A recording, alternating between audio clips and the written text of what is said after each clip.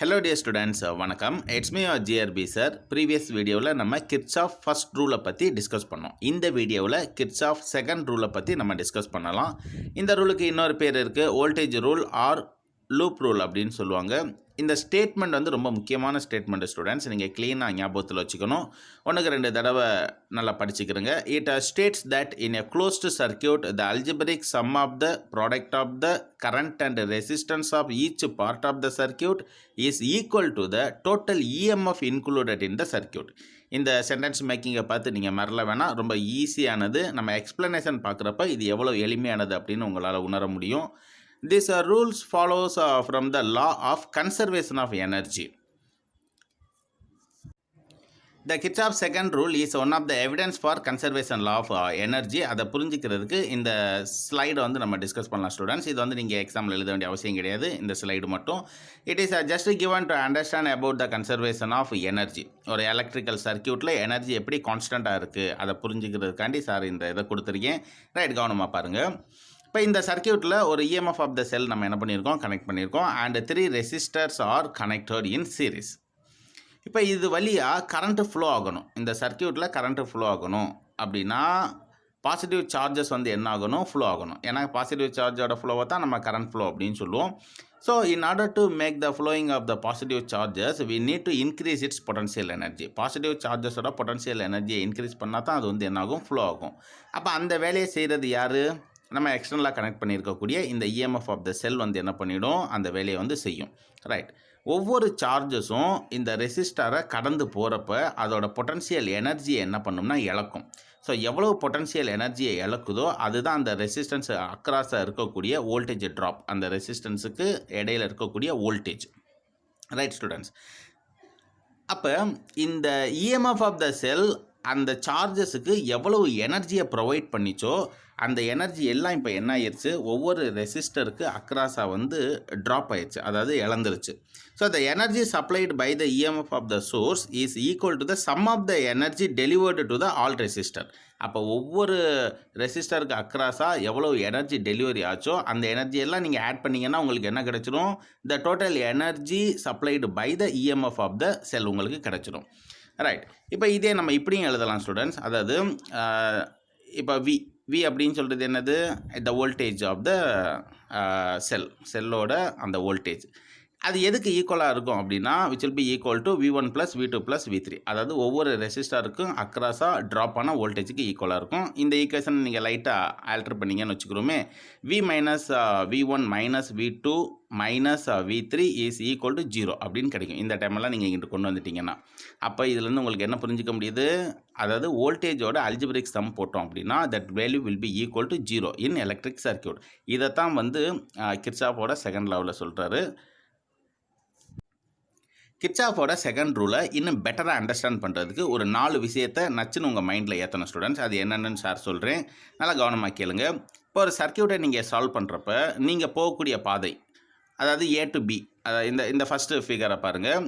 நீங்கள் வந்து A to B போகிறீங்க, இது வழியாக போய் சர்க்கியூட்டை வந்து என்ன பண்ண போகிறீங்க, சால்வ் பண்ண போகிறீங்க. அதாவது வோல்டேஜ் என்ன, கரண்ட் என்ன அப்படிலாம் நீங்கள் கண்டுபிடிக்க போகிறீங்க. இந்த சர்க்கியூட்டில் கரண்ட்டோட டைரெக்ஷனும் A to Bலே இருக்குது அப்படின்னு வச்சுக்கிறோமே. அதாவது நீங்கள் போகிற டைரெக்ஷன் A to B, கரண்ட்டோட டைரெக்ஷனும் வந்து என்னது A to B. அந்த மாதிரியான டயத்தில் இப்போ இந்த செக்ஷனில் கனெக்ட் பண்ணியிருக்கக்கூடிய ரெசிஸ்டன்ஸுக்கு அக்ராஸாக எவ்வளோ வோல்டேஜ் இருக்கும் அப்படின்னு கண்டுபிடிக்கிறதுக்கு நீங்கள் சிம்பிளாக என்ன பண்ணிடலாம், ஓம்ஸ் லாவை யூஸ் பண்ணிடலாம். So V is equal to IR. இந்த வோல்டேஜை நீங்கள் பாசிட்டிவ் வோல்டேஜாக எடுத்துக்கணும். புரியுதா ஸ்டூடெண்ட்ஸ்? அதாவது நீங்கள் போகிற டைரெக்ஷனும் கரண்ட்டோட டைரெக்ஷனும் சேமாக இருந்துச்சு அப்படின்னா ஒரு ரெசிஸ்டருக்கு அக்ராஸாக ட்ராப் ஆகக்கூடிய வோல்டேஜ் எப்படி இருக்கும், பாசிட்டிவாக இருக்கும். So it is the first point. And second point is, suppose நீங்கள் வரக்கூடிய பாதை வந்து B to A. இந்த சர்க்கியூட்டில் நீங்கள் வரக்கூடிய பாதை வந்து என்னது, B to A. ஆனால் கரண்ட் எந்த டைரெக்ஷனில் வந்துட்டுருக்கு, A to B கரண்ட்டோட டைரெக்ஷன் இருக்குது. அப்போ நீங்களும் கரண்ட்டும் ஆப்போசிட் டைரெக்ஷனில் இருக்கீங்க. இந்த மாதிரி ஒரு சுச்சுவேஷன் வந்துருச்சு ஒரு சர்க்கியூட்டை சால்வ் பண்ணுறப்ப அப்படின்னா, இப்போ இந்த இடத்துல வந்து ஒரு ரெசிஸ்டர் இருக்குது. இந்த ரெசிஸ்டருக்கு அக்ராஸாக எவ்வளோ வோல்டேஜ் ட்ராப் இருக்குது அப்படின்னு கண்டுபிடிக்கிறப்ப நீங்கள் ஓம்ஸ்லாம் யூஸ் பண்ணிடுவீங்க. V = IR யூஸ் பண்ணிடுவீங்கல்ல. ஆனால் V = -IR அப்படின்னு போட்டுக்கணும். So the voltage drop across this resistor will be in negative. Suppose your direction and current directions both are in opposite side. 4 விஷயத்தில் 2 விஷயம் முடிஞ்சிச்சு. அடுத்த 2 விஷயத்தையும் சொல்லிடுறேன். இந்த ஃபஸ்ட்டு சர்க்யூட்டை பாருங்கள். இதில் வந்து ஒரு EMF of the cell connect பண்ணியிருக்காங்க. இந்த மாதிரி ஒரு சர்க்யூட் இருக்கிறப்ப நம்ம சால்வ் பண்ணுறப்ப சப்போஸ் நீங்கள் போக வேண்டிய பாதை வந்து ஏ டு பி அப்படின்னு வச்சுக்கிறோமே. அதாவது ஏ டு பி வந்து நீங்கள் போயிட்டுருக்கீங்க. அந்த பாதையில் போய் சர்க்யூட்டை சால்வ் பண்ணிகிட்ருக்கீங்க. கரண்ட்டும் ஏ டு பியில் தான் மூவ் ஆகுது. Same direction. நீங்கள் போகக்கூடிய பாதையும் கரண்ட்டோட டைரெக்ஷனும் சேமாக இருக்கக்கூடிய டயத்தில் இந்த இஎம்எஃப் ஆஃப் த செல்லை நீங்கள் எப்படி எடுத்துக்கணும் அப்படின்னா பாசிட்டிவாக எடுத்துக்கணும். லாஜிக் உங்களால் அண்டர்ஸ்டாண்ட் பண்ண முடியுதா? ரைட். இப்போ இந்த சர்க்யூட்டை பார்த்தீங்கன்னா கண்டிப்பாக பாசிட்டிவ் சார்ஜஸ் எப்படி போகும்? ஏ டு பி தானே போகும். ஏன்னா இது வந்து நெகட்டிவ் டெர்மினல், இது வந்து positive terminal. So the direction of flow of the positive charges will be from A to B and your direction is also A to B. So that's what the EMF of the cell is taken as positive. இது ஒரு விஷயம். அதுக்கப்புறம் suppose நீங்கள் வந்து B to ஏ போக வேண்டிய situation இருக்குது solve பண்ணுறப்ப. ஆனால் கரண்ட் வந்து எப்படி ஃப்ளோ ஆகிட்டுருக்கு? ஏ டு பி தான் ஃப்ளோ ஆகிட்டுருக்கு. அந்த மாதிரியான நேரத்தில் the EMF of the cell to be taken in negative. அவ்வளோதான். இது வரைக்கும் டிஸ்கஸ் பண்ண கான்செப்ட்ஸ் எல்லாம் பேஸ் பண்ணி கிர்ச்சாஃப் செகண்ட் ரூலை இந்த சர்க்யூட்டில் எப்படி அப்ளை பண்ணி பார்க்குறது அதை பற்றி டிஸ்கஸ் பண்ணுவோம். ஃபஸ்ட்டு இந்த சர்க்யூட்டில் என்னென்ன பார்ட்ஸ் கொடுத்துரு காம்போனன்ட்ஸ் எல்லாம் எப்படி கனெக்ட் பண்ணியிருக்காங்க அப்படின்னு பார்த்து வச்சுக்கிறோங்க. இந்த இடத்துல ஒரு EMF of the cell connect பண்ணியிருக்காங்க. அதுக்கப்புறம் 4 ரெசிஸ்டாரை 4 ஆமில் கனெக்ட் பண்ணியிருக்காங்க. தென் இன்னொரு ரெசிஸ்டார் சென்டரில் வந்து கனெக்ஷன் கொடுத்துருக்காங்க. அதுக்கப்புறம் கரண்ட்டோட டைரக்ஷன்ஸ் எல்லாம் பாருங்கள் க்ளீனாக வந்து மென்ஷன் பண்ணி காமிச்சிருக்காங்க. இது எல்லாத்தையும் நீங்கள் ஒரு தடவை நல்லா அப்சர்வ் பண்ணி வச்சுக்கிறோங்க ஸ்டூடெண்ட்ஸ்.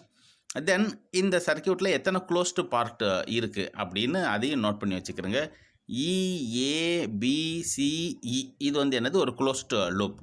அதே மாதிரி இஏசிஇ இது வந்து என்னது ஒரு க்ளோஸ்டு லூப்.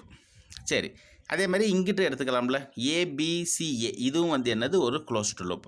இந்த மாதிரி நம்ம க்ளோஸ்டு லூப்ஸ் வந்து என்ன பண்ணிக்கலாம் ஃபார்ம் பண்ணிக்கலாம். ரைட். கிர்ச்சாஃபோட செகண்ட் ரூல் ஃபஸ்ட்டு என்ன சொல்லுது? In a closed circuit the algebraic sum of the product of the current and resistance of each part of the circuit is equal to total EMF included in the circuit. இதுதான் வந்து கிர்ச்சாஃபோட second rule. இதை வந்து first நம்ம இந்த closed loop இஏசிஇயில் என்ன பண்ணுவோம் apply பண்ணி பார்ப்போம். ரொம்ப சிம்பிளாக இருக்கும். ஃபஸ்ட்டு சார் வந்து இலேருந்து ஏக்கு வரப்போகிறேன். கரண்ட்டோட டைரக்ஷன் பாருங்கள் இலேருந்து ஏக்கு தான் இருக்குது. அதாவது நம்ம போகிற டைரக்ஷனில் தான் கரண்ட்டும் வருது. அதனால் இந்த ரெசிஸ்டார் R1க்கு அக்ராஸாக ட்ராப் ஆகக்கூடிய வோல்டேஜை நம்ம எப்படி எடுத்துக்கணும்? பாசிட்டிவ் வோல்டேஜ் அப்படின்னு எடுத்துக்கணும். அதோட வேல்யூ எவ்வளோ இருக்கும்? The product of current and resistance. The product of current and resistance. So I1 into R1. Right, முடிஞ்சு போச்சு. அதுக்கப்புறம் நம்ம என்ன பண்ணுறோம்? ஏலேருந்து சிக்கு நம்ம போகணும். நம்ம போகிற டைரெக்ஷனில் தான் கரண்ட்டும் இருக்குது. அதனால் த voltage drop across the resistor R2 will B equal to I2 R2. அது வந்து பாசிட்டிவ் வோல்டேஜ். சரி, அதனால் வந்து ப்ளஸ் I2 R2 அப்படின்னு எழுதிக்கிறோங்க இந்த இடத்துல. Right students. அதுக்கப்புறம் C to E நம்ம போகணும். நம்ம போகிற அதே டைரெக்ஷனில் தான் கரண்ட்டும் வருது. அதனால் it is also positive voltage across the resistor R3 and its value will be equal to I3 R3. Right. அப்போ வந்துருச்சா? அல்ஜிப்ரிக் சம் வந்துருச்சு. அதுக்கப்புறம் ப்ராடக்ட் ஆஃப் கரண்ட் அண்ட் ரெசிஸ்டன்ஸும் வந்துருச்சு. அதுக்கப்புறம் இந்த வேல்யூ எதுக்கு ஈக்குவலாக இருக்கணும்? த total EMF included in the circuit. அதுக்கு இஎம்எஃப் அதுக்கு ஈக்குவலாக இருக்கணும். ரைட். அப்போ இதில் என்ன இஎம்எஃப் நம்ம யூஸ் பண்ணியிருக்கோம்? அப்படின்னு சொல்கிற வேல்யூ இருக்கக்கூடிய இஎம்எஃப் யூஸ் பண்ணியிருக்கோம். அதை வந்து பாசிட்டிவில் எடுத்துக்கணும். ஏன்னா நம்ம வந்து இந்த டைரெக்ஷனில் தானே போகிறோம்.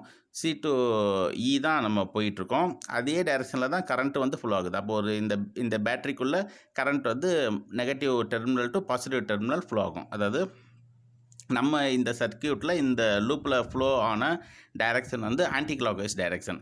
கரண்ட் வந்து ஆன்டி கிளாக்வைஸ் டைரெக்ஷனில் தான் போயிட்டுருக்கு. அதனால் the EMF is taken as positive. Right students. அதுக்கப்புறம் இந்த லூப்புக்கு வாங்களேன். ஏபிசிஏ இதில் வந்து நீங்களே வந்து கிர்ச்சாஃபோட செகண்ட் ரூல் அப்ளை பண்ணுங்கள் பார்ப்போம். ரைட். ஸோ ஃபஸ்ட்டு நம்ம வரக்கூடிய டைரெக்ஷன் வந்து ஏ டு பி. கரண்ட்டோட டைரெக்ஷன் வந்து என்னது? A to B. அதனால் R4 அப்படின்னு சொல்கிற ரெசிஸ்டருக்கு அக்ராஸாக இருக்கக்கூடிய voltage drop positive voltage that is equal to I4 R4. Right, முடிஞ்சு. அதுக்கப்புறம் நம்ம போகக்கூடிய டைரெக்ஷன் வந்து B to C. கரண்ட்டோட டைரெக்ஷனும் B to C. So the voltage drop across the resistor of R5 which is equal to I5 R5. Right, முடிஞ்சு. அதுக்கப்புறம் ரொம்ப முக்கியமான பார்ட்டுக்கு வரப்போகிறோம். நம்ம போகக்கூடிய direction C to A. Current வரக்கூடிய டைரக்ஷன் பாருங்கள் ஏ டு சியில் இருக்குது. அப்போ the voltage drop across the resistor R2 will be in negative. Logic புரிஞ்சிருச்சா ஸ்டூடெண்ட்ஸ்? நம்ம போகக்கூடிய டைரக்ஷனுக்கு ஆப்போசிட் டைரக்ஷனில் வந்து என்ன ஆகுது, கரண்ட் வந்துக்கிட்டு இருக்கு. அதனால் த voltage drop across the resistor நீங்கள் எப்படி எடுத்துக்கணும், நெகட்டிவில் எடுத்துக்கணும். ரைட், அப்போ அல்ஜிப்ரிக் சம் எல்லாமே கிடச்சிருச்சு நமக்கு. And this is equal to total EMF included in this part. இந்த பார்ட்டில் பார்த்தீங்க அப்படின்னா எந்த இஎம்எஃப்பும் கனெக்ஷனில் இல்லை. அதாவது இந்த இஎம்எஃப் வந்து மேலே இருக்கக்கூடிய க்ளோஸ்டு லூப்பில் தான் இருக்குது. பட் இந்த லூப்பில் எந்த இஎம்எஃப்பும் இல்லை. So that's what the right hand side is put 0. அது வந்து நம்ம என்ன பண்ணியிருக்கோம், 0 அப்படின்னு எழுதியிருக்கோம். இப்படி தான் ஸ்டூடெண்ட்ஸ் கிர்ச்சாஃபோட செகண்ட் ரூலை நம்ம எலக்ட்ரிக்கல் நெட்வொர்க்கிங் சர்க்கியூட்டில் யூஸ் பண்ணுறோம். இந்த வீடியோவில் உங்களுக்கு விஷயங்கள் புரிஞ்சிருக்கும் அப்படின்னு சார் நம்புகிறேன். அப்படியே லைட்டாக தடுமாற்றம் இருந்தாலும் நீங்கள் லேசாக ரீவைண்ட் பண்ணியோ இல்லைனா இன்னொரு தடவை இந்த வீடியோவை பார்த்து நல்லா புரிஞ்சுக்கிறங்க. தேங்க்ஸ் ஃபார் வாட்சிங். ஏதாச்சும் டவுட்ஸ் இருந்துச்சுன்னா சாருக்கு கமெண்ட் பாக்ஸில் டெக்ஸ்ட் பண்ணுங்கள். சேனலை சப்ஸ்கிரைப் பண்ணாத ஸ்டூடெண்ட்ஸ் சப்ஸ்கிரைப் பண்ணிக்கிறங்க. Let us meet in next video.